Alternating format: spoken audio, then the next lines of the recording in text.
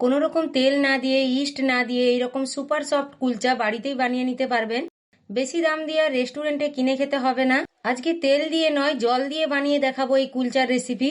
কুলচার জন্য প্রথমে 700 গ্রাম ময়দা নিয়েছি, ওতে দিয়ে দেবো পরিমাণ মতো লবণ, 1.5 চামচ চিনির গুঁড়ো।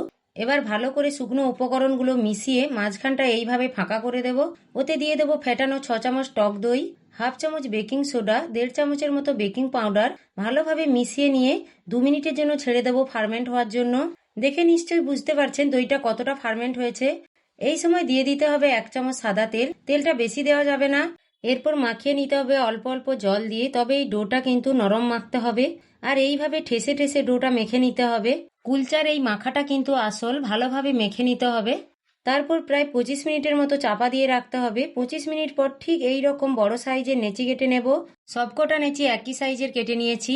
এরপর ভেজা সুতির কাপড় দিয়ে চাপা দিয়ে রাখবো। বেলার আগে হালকা একটু ময়দা ছড়িয়ে হাতের সাহায্যে একটু প্রেস করে দেব।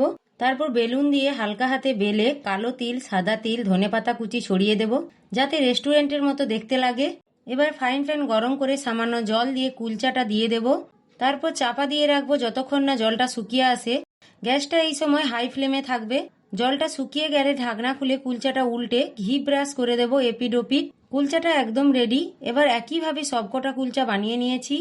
আশা করি এবার থেকে কুলচা খেতে মন করলে রেস্টুরেন্ট থেকে না কিনে একবার হলেও বাড়িতে ট্রাই করবেন।